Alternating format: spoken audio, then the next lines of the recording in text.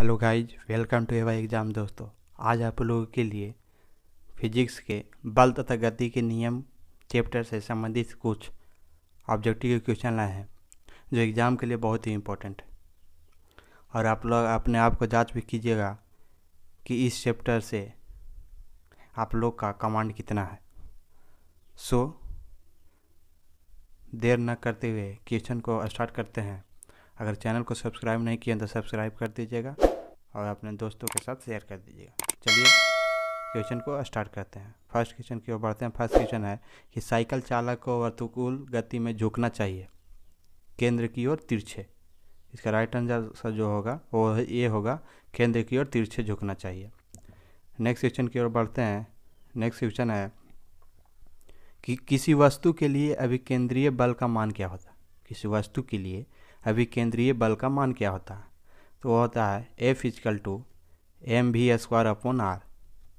F = mv² r, जिसमें m जो होता है मास होता है, v जो होता है वेग होता है, वेलोसिटी, और r जो होता है रेडियस होता है या दूरी होता है। चलिए नेक्स्ट क्वेश्चन की ओर बढ़ते हैं। नेक्स्ट क्वेश्चन है निम्न में से कौन सा आभासी बल है? कौन जो है इनमें से वो आभासी बल है? तो इसका राइट आंसर जो होगा, आभासी बल जो होता है वो अपकेंद्री बल होता है। यानी राइट आंसर ऑप्शन सी, अपकेंद्री बल जो होता है वो आभासी बल होता है। नेक्स्ट क्वेश्चन की ओर बढ़ते हैं। नेक्स्ट क्वेश्चन ये है कि वायुयान खड़े लूप में हवाई करतब दिखा सकता है। वायुयान खड़े लूप में हवाई जो है करतब दिखा सकता है, किसके कारण? तो दिखा सकता है अपकेंद्री बल के कारण। वायुयान खड़े लूप में हवाई जो है वो करतब दिखा सकता है अपकेंद्री बल के कारण। यानी राइट आंसर ऑप्शन डी हो जाएगा। चलिए नेक्स्ट क्वेश्चन की ओर बढ़ते हैं। नेक्स्ट क्वेश्चन है कि दूध को मथने से क्रीम के अलग होने का कारण क्या है? जब दूध को मथते हैं, यानी जब उसे माठा बनाया जाता है दूध को दही बनाकर, तो उनमें से जो क्रीम यानी घी जो निकाला जाता है वो किसके कारण निकलता है? तो निकलता है अपकेंद्री बल के कारण। राइट आंसर होगा ऑप्शन बी, अपकेंद्री बल के कारण। चलिए नेक्स्ट क्वेश्चन की ओर बढ़ते हैं। नेक्स्ट क्वेश्चन है कि किसी वस्तु की स्थिर अवस्था में संवेग क्या होता है? अगर कोई वस्तु है जो स्थिर अवस्था में है तो उसका जो संवेग होगा वो क्या होगा? तो स्थिर अवस्था में किसी वस्तु का संवेग तो होता है वो शून्य होता है, यानी मोमेंटम जो होता है वो शून्य होता है। यानी P =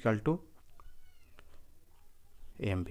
जब वेलोसिटी है ही नहीं तो समय क्या होगा? शून्य हो जाएगा। राइट आंसर होगा इसका, जो राइट आंसर होगा ऑप्शन ए, शून्य होगा। चलिए नेक्स्ट क्वेश्चन की ओर बढ़ते हैं। नेक्स्ट क्वेश्चन है कि बॉल को लपकते समय, जब बॉल को धरते हैं तो एक क्रिकेटर खिलाड़ी निम्नलिखित में किसको कम करने के लिए अपना हाथ नीचे करता है? बॉल को जब पकड़ते हैं तो बॉल पकड़ते समय हाथ को आप लोग नीचे खींचते हैं। आप भी पकड़ रहे होंगे तो भी, अगर खेल रहे होंगे क्रिकेट तो, या क्रिकेटर जो खेलते हैं उन लोग हाथ को नीचे क्यों खींचते हैं? क्यों वो खींचते हैं? कि आवेग जो हो कम हो जाए। किसके कारण? आवेग कम करने के लिए, जिसके कारण चोट नहीं लगती है और बॉल ऊपर की ओर उछलता नहीं है। राइट आंसर ऑप्शन सी हो जाएगा। नेक्स्ट क्वेश्चन की ओर बढ़ते हैं कि आवेग की इकाई क्या होता है?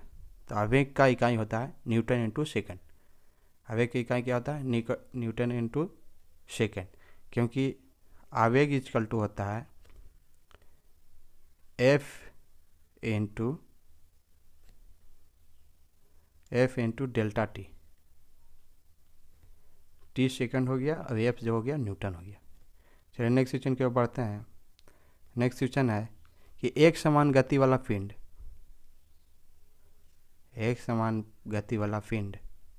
त्वरित नहीं होता, त्वरित हो सकता है, सतत त्वरित होता है, एक समान वेग से त्वरित होता है। तो एक समान गति वाला जो पिंड होता है वो त्वरित नहीं होता है। राइट आंसर ऑप्शन ए हो जाएगा। नेक्स्ट क्वेश्चन की ओर बढ़ते हैं। नेक्स्ट क्वेश्चन है यदि किसी कण को वेग समय ग्राफ y = mt + c द्वारा निरूपित हो तो कण चल रहा है। y = mt + c द्वारा निरूपित हो तो कण चल रहा है एक समान त्वरण के साथ। राइट आंसर जो ऑप्शन होगा इसका सी होगा, एक समान त्वरण के साथ चलता है जब वेग समय ग्राफ y = mt + c द्वारा निरूपित होता है। चलिए नेक्स्ट क्वेश्चन की ओर बढ़ते हैं। नेक्स्ट क्वेश्चन है कि किसी वस्तु का विस्थापन होता है। वस्तु का विस्थापन धनात्मक, ऋणात्मक एवं शून्य तीनों होता है। वस्तु का विस्थापन जो होता है धनात्मक भी होता है, ऋणात्मक भी होता है, शून्य भी होता है, यानी राइट आंसर ऑप्शन डी हो जाएगा। चलिए नेक्स्ट क्वेश्चन की ओर बढ़ते हैं। नेक्स्ट क्वेश्चन है कि एक वस्तु एक समान गति से त्वरित हो रहा है। एक वस्तु है एक समान गति से त्वरित हो रहा है, तो इसका वेग u से v हो गया। पहले u था और बाद में v हो गया, तब औसत वेग क्या होगा? तो औसत वेग जो होगा u प्लस v बटा 2 हो जाएगा। औसत वेग क्या हो जाएगा? u प्लस v बटा 2, यानी right answer option C. Next question की ओर बढ़ते हैं। नेक्स्ट क्वेश्चन है कि वेग समय ग्राफ की प्रवणता दर्शाती है। वेग समय ग्राफ vt का ग्राफ का प्रवणता दर्शाता है। तो vt ग्राफ का जो प्रवणता दर्शाता है वो होता है त्वरण का। राइट आंसर ऑप्शन है वेग समय ग्राफ का। देखिए vt इसका जो प्रवणता दर्शाता है वो त्वरण का दर्शाता है। राइट आंसर ऑप्शन ए हो जाएगा, त्वरण। चलिए नेक्स्ट क्वेश्चन की ओर बढ़ते हैं। नेक्स्ट क्वेश्चन है कि इनमें से कौन सा सत्य है? तो देखिए सत्य जो है v बराबर यू प्लस ए टी होता है, ये आप लोग भी जानते हैं। s बराबर you t plus half a t square भी होता है, और v इक्वल टू होता है v स्क्वायर बराबर होता है you square plus 2 you square plus 2a(s). तो 2a(s) को इस साइड रख दिया, v square minus you square कर दिया है, यानी राइट आंसर जो होगा ऑप्शन सी हो जाएगा। निम्नलिखित में सत्य है v equal to u plus a t, s equal to u t plus half a t square, v square minus c square बराबर 2s।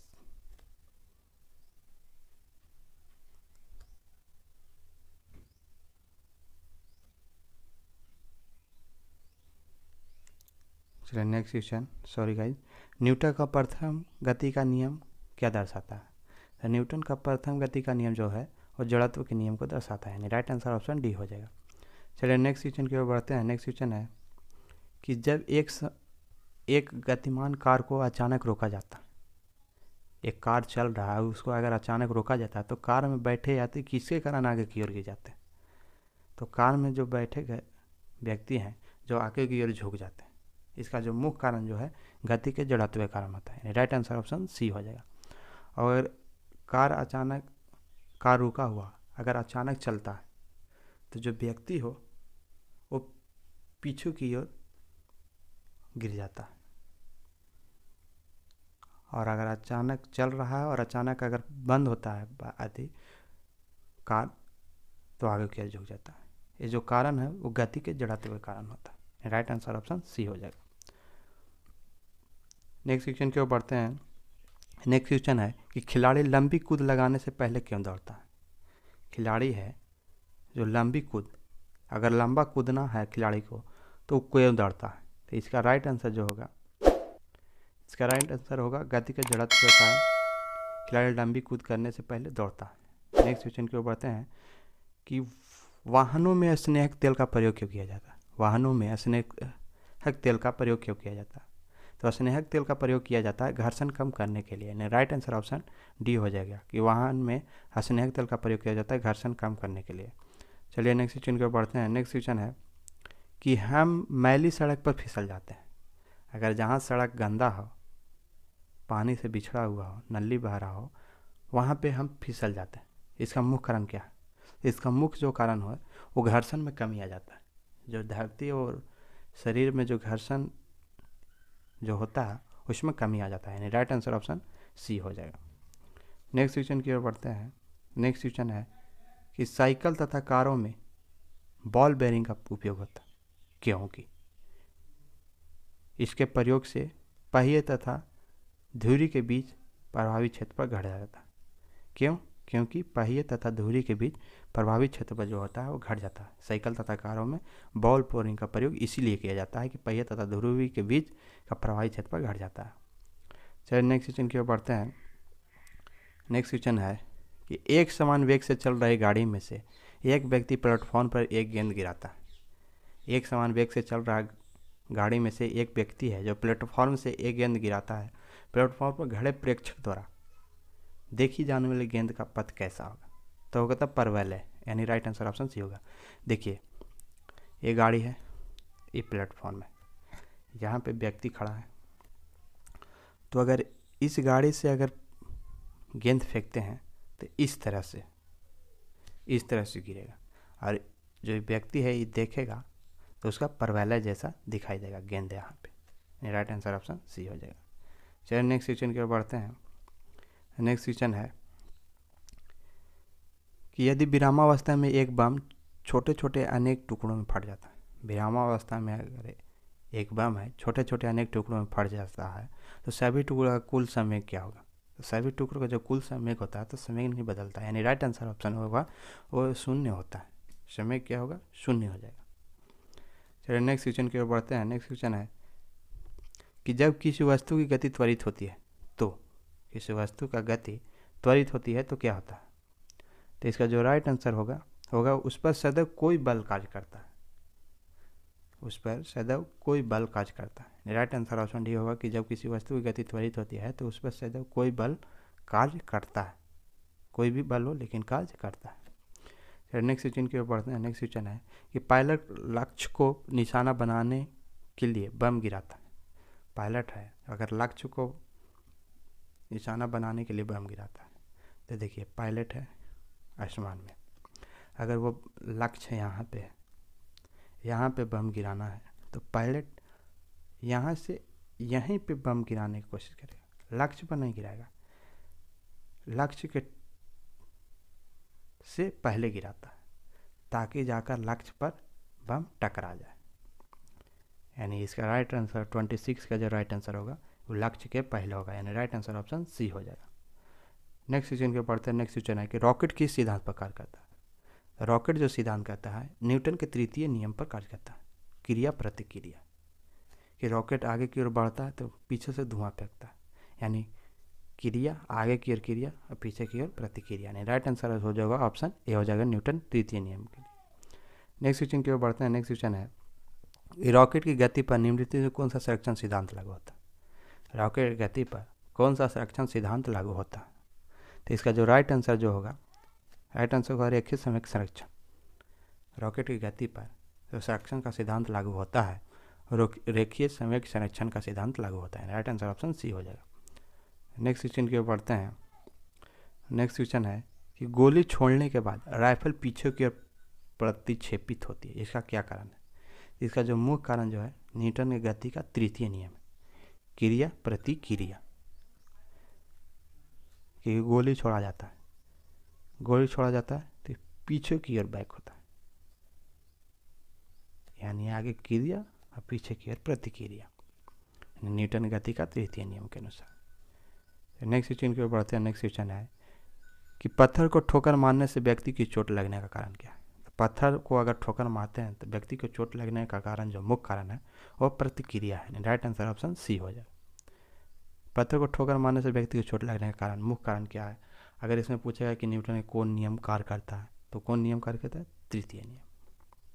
चलिए नेक्स्ट क्वेश्चन की ओर बढ़ते हैं। नेक्स्ट क्वेश्चन है कि भिन्न कोने वाले परंतु समान ऊंचाई वाले दो अनंत समतलों पर किसी गोले को लुढ़काने पर क्या होता है? वही समय और वही गतिज ऊर्जा लगती है। अगर भिन्न कोने यानी एंगल अगर चेंज हो, एंगल क्या हो? चेंज हो, परंतु ऊंचाई जो हाइट हो, हाइट सेम हो, अनंत समतलों पर किसी गोले के लुढ़काने पर अगर गोला को लुढ़काया जाता है, एंगल चेंज कर दिया जाता है और हाइट जो न का जो सेम हो, तो क्या होगा? समय वही लगेगा और गतिज ऊर्जा भी वही होगी, यानी right answer option D. Next question की ओर बढ़ते हैं। नेक्स्ट क्वेश्चन है सही मिलान कीजिए। तो देखिए बिलियर्ड्स की गेंद की गति क्या होगा? तो बिलियर्ड्स की गेंद की गति जो होगा द्विविमीय गति होगी। कौन सा गति होगा? द्विविमीय गति। बिलियर्ड्स की गेंद की गति द्विविमीय गति होगा। और पक्षी की गति क्या होगा? त्रिविमीय गति होगा। पक्षी की गति क्या होगा? त्रिविमीय गति। और स्वतंत्र रूप से गिरते पिंड की गति जो होगा एक विमीय गति, स्वतंत्र रूप से। यानी राइट आंसर ऑप्शन इसका हो जाएगा सी। थैंक यू वीडियो देखने।